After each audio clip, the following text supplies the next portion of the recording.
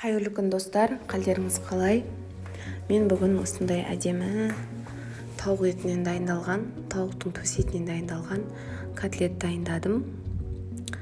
Өте дәмді, балғын, күшті болып шықты. Ең бастысы үйдегілерге ұнады. Сіздер де осылай дайындап көруіңізге болады. Алдымен қажетті заттар: сыр, тауықтың төс еті, жұмыртқа және майонез және ұн. Құрамы өздеріңіз көріп тұрғандағыдай азғантай, бірақ тойымды, дәмді котлет шығады. Тауықтың төс етін көбіктеп тураймыз.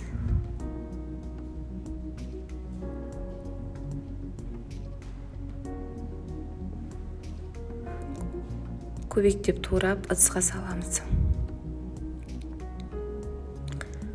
Достар, канал пайдалы болса, лайк басып, комментарий қалдырып, колокольчик басып қойсаңыздар, келесі рецепт шыққан мезгілде сіздерге бірден көрінетін болады. Алда әлі күшті рецепттерімді сіздермен бөлісетін боламын. Бізбен бірге болыңыздар.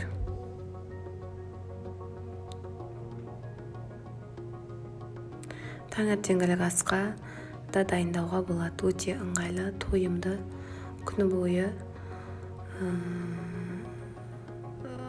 күні бойы ағзаға сіңімді ас деп айтуға болады.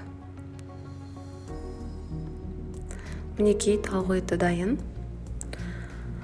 Енді құрамына қажетті тұзды және дәмдеуіштерді қосамын. Дәмдеуіштерді өзіңіздің қалауыңызбен қосуға болады.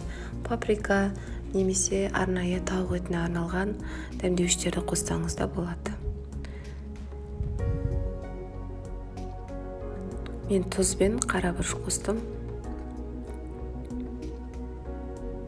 Сыр 150 грамм, тауық етін 700 грамм қостым. Ұнды 3 ас қасық қосамыз. Майонездің де көлемі 3 ас қасық қосасыздар.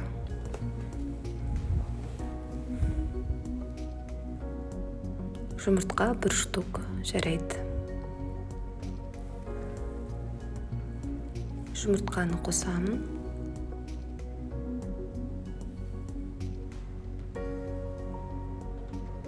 Және араластырамын.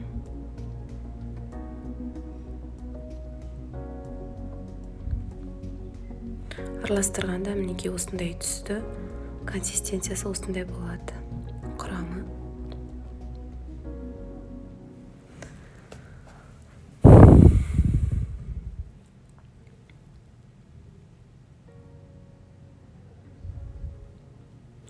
Табаны арнайы отта қыздырып, сұйық май құйып қойдым азғантай. Табамыз дайын. Дайын қыздырылған табаға котлетімді салып жатырмын біртіндеп.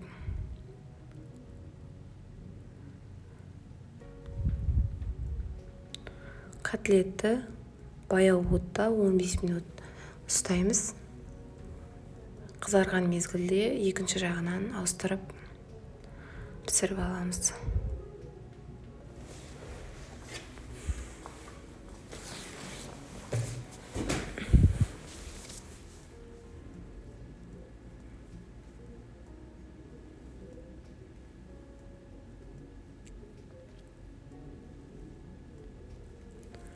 Күшті иіс шығып жатыр. Пісіп жатқан мезгілдің өзінде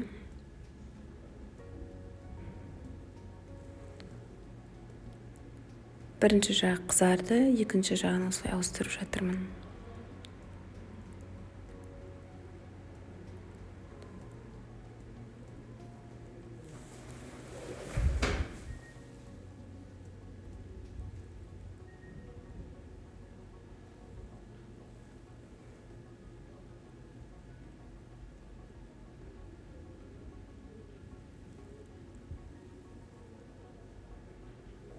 Мінекей, котлетіміз дайын. Өздеріңіз көргендегідей әдемі, қып-қызыл күшті болып пісті, қызарып. Жұп-жұмсақ. Иісі де тәбет ашарлықтай. сау болыңыздар.